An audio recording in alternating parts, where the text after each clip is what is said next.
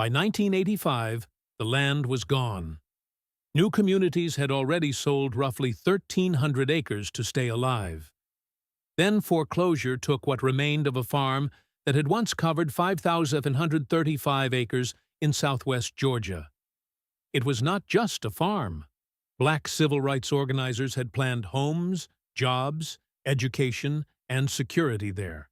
An economic base strong enough to protect people whose political choices could cost them their livelihood. They had even redesigned ownership so that one person could not simply sell the ground away from everyone else. But their design had a limit. It protected community land from an individual sale. It could not protect the organization itself from debt, drought, blocked funding, hostile markets, or discriminatory federal credit. This is the story of the first community land trust widely recognized in the United States. How it worked, how federal lending decisions helped break it, and how its founders used the government's own claims process to build again. The idea began with what organizers saw on the ground. Charles Sherrod had worked with the Student Nonviolent Coordinating Committee in southwest Georgia.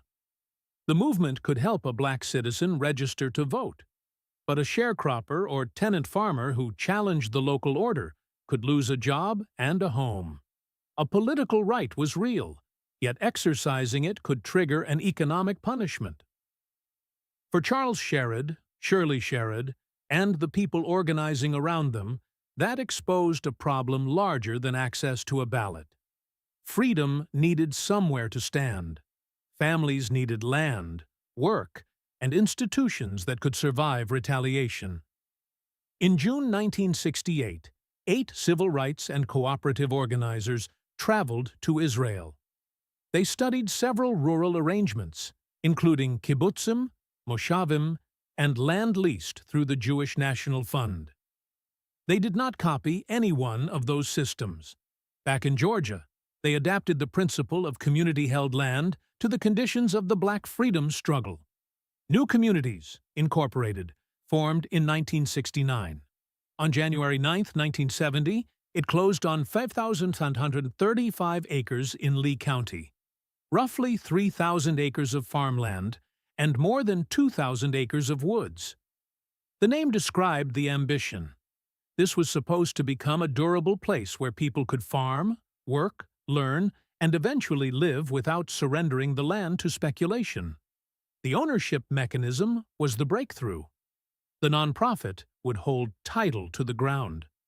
Families could receive long-term, renewable leases and own houses or other improvements on that ground. The land and the buildings were legally separated. A household could possess and use a home without gaining the power to carve its lot out of the community's shared base. That mattered across generations. A conventional parcel might be sold under financial pressure, divided among heirs, or pulled into a speculative market. The trust was designed to keep the underlying land intact and under community control. It was not collective ownership invented from nothing. Earlier leased land communities and international precedents existed, but New Communities is widely recognized as the prototype of the modern American community land trust, and it answered a distinctly American history. Across the 20th century, Black landowners faced overlapping pressures: discriminatory access to credit and government programs, violence and intimidation, tax foreclosure, and the unstable title that can come with heirs' property. Researchers disagree about how much of the total decline in Black-owned land can be assigned to any single cause. New Communities addressed one part of the problem by changing who would own the ground and how long that ownership could last. The organization then had to make that legal idea work as a farm. Members grew row crops and vegetables, including corn, peanuts, soybeans, and watermelons. They raised cattle, operated a market, and developed education and health programs. A daycare center existed by 1971. Committees worked on farming, finance, housing, industry, health, and education. Permanent housing was planned, although the vision of hundreds of new homes was never completed. The land trust was real. The fully built community was still a promise. That distinction is important because the later influence of new communities can make the original project look more complete than it was. A few families lived in buildings already on the property. The organizers worked the acreage and built programs around it. But the large residential development they imagined never rose. Their experiment was not a finished town waiting to be copied. It was a working institution being tested, while its most ambitious construction plans remained unfunded. The scale made every decision consequential. About 5,700 acres meant equipment, labor, seed, livestock, storage, transportation, and enough cash to bridge the time between planting and sale.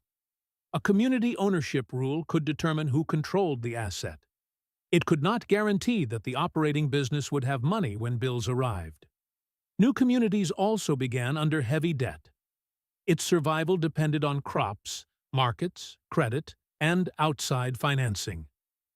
Georgia Governor Lester Maddox blocked promised development funding from the Federal Office of Economic Opportunity. Contemporary accounts described white merchants refusing credit, along with intimidation, attacks, mortgage pressure, and unstable markets. Inside the project, participants also wrestled with organizational conflict and the difficult choices of running a large enterprise. No single obstacle explains what happened next. That is also why the enforcement mechanism can be easy to miss. Discrimination in farm credit did not need to appear as a law announcing that black applicants were barred. It could operate through local discretion, whether an application moved, whether assistance arrived before a season closed, and whether a complaint produced any remedy. The rules might be federal, but farmers encountered them through people with the power to delay or deny. In the early 1980s, severe drought damaged the farm. New communities sought emergency federal credit, including help connected to irrigation. For a farm, the timing of a loan can be as important as the amount. Money arriving after a planting window or after a crop fails cannot do the same work as credit delivered when it is needed. The relevant agency was the Farmers' Home Administration, part of the United States Department of Agriculture. Local county committees had enormous influence over who received farm loans and benefits. Those local decisions carried the authority of the federal government. New communities did not get the help it needed. Under pressure, it sold about 1,300 acres in the early 1980s. In 1985, foreclosure took the remaining land. The ownership structure had protected the acreage against one household selling its piece, but the nonprofit itself had borrowed against the larger property. When the institution could not carry its debt, the whole design was exposed. For years, the foreclosure could be explained as a combination of drought, debt, market risk, state obstruction, local hostility, and internal difficulty. All of those pressures belong in the record. Yet another part of the record was still being assembled by black farmers across the country. They described federal loan applications denied, delayed, or mishandled. They described civil rights complaints that disappeared without meaningful investigation. USDA's own 1997 Civil Rights Review reported a widespread perception of the department as the last plantation.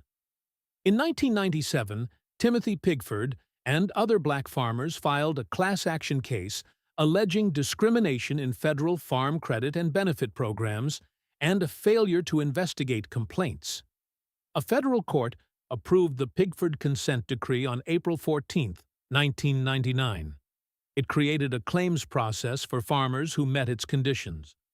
The case covered people who farmed, or tried to farm, between the beginning of 1981 and the end of 1996, and who had made a qualifying discrimination complaint by July 1, 1997. It did not promise that every claimant would win. It established routes for evaluating evidence and, where discrimination was proved under the process, calculating relief. The court record explained why timing mattered. Delayed operating money could leave a farmer unable to plant. A denied loan could begin a chain of missed income, mounting debt, and eventual land loss. Administrative procedure, on paper, could determine whether a family or an institution remained on its land. New communities filed a Track B claim under Pigford in 2000. Track B required claimants to prove discrimination and damages through a more demanding evidentiary process. The organization did not win immediately. That first defeat matters. If the story jumps directly from foreclosure to compensation, the award can sound automatic, as if joining a class action simply released money. New communities instead chose the evidentiary path, presented its case, lost, and continued through the review structure authorized by the decree. Recovery depended not only on having suffered harm, but on keeping records and surviving long enough to make the record count. After a hearing in July 2002, the assigned arbitrator ruled for USDA. New communities sought review by the court-appointed monitor in 2003. The case continued through re-examination. The founders who had preserved an institution without its original land now had to preserve its history and records, applications, decisions, losses, and the connection between them. In July 2009, after years of review, the chief arbitrator concluded that USDA had discriminated against new communities. The organization and associated claimants received an award totaling roughly $12.8 million for proven injuries that included lost income and farmland. That finding did not declare every decision at new communities flawless.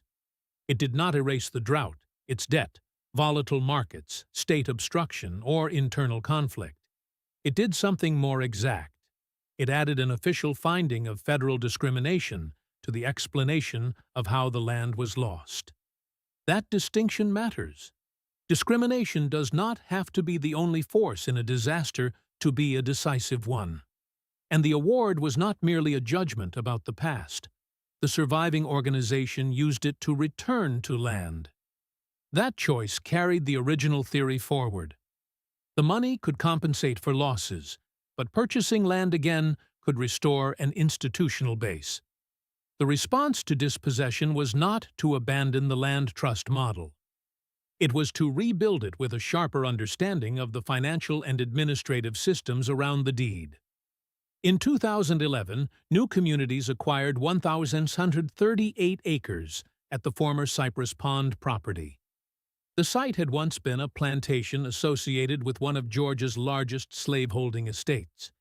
New communities developed it as Resora, a name reflecting resilience and resourcefulness. Today, the property supports a working farm, agricultural teaching and research, retreats, conferences, and cultural programs. The farm grows pecans, satsuma oranges, zucchini, and other crops. The original 5,735 acres were not restored, but an organization that had existed without its land for decades again had a physical base. Its legal design also outlived the foreclosure. Community land trusts spread into rural and urban America. Many now preserve affordable housing by separating ownership of a home from a renewable lease to the land beneath it, often with resale rules intended to keep that home affordable for the next household. New communities helped seed that movement. Here is what surprised us in the record. The most important lesson is not that collective ownership made land impossible to lose. New communities proved the opposite. It designed around the vulnerability of individual ownership, then discovered that the community institution remained vulnerable to its own mortgage debt and to the officials controlling credit. The legal form mattered. So did fair administration, documentation, and the political endurance to challenge a decision years later. That is why this story belongs in Built Anyway. What changed was the model. Organizers showed that a nonprofit could hold land for a community, while families held durable rights to use it and own improvements. That design influenced a national movement. What changed, too, was the official record. After a long and initially unsuccessful claim, a chief arbitrator found federal discrimination and awarded compensation. What remained was the loss. New communities did not recover its original farm. A land trust still needs sound financing, workable governance, and public institutions that administer credit fairly. The strongest public proof is the federal court's 1999 Pigford opinion. It recorded evidence that USDA and its county decision-makers had, over decades, denied, delayed, or frustrated black farmers seeking loans and other benefits. New Communities later proved its own claim through the consent decree that opinion approved. The founders did not create a magic shield. They created a better way to hold land, survived the failure of its first great test, documented the role of discrimination, and used restitution to make the institution tangible again. Next in Built Anyway, watch our episode on the black farmers who forced the USDA into the Pigford settlement. And if you want more overlooked history about the institutions black communities built to protect wealth and political power, like this video and subscribe.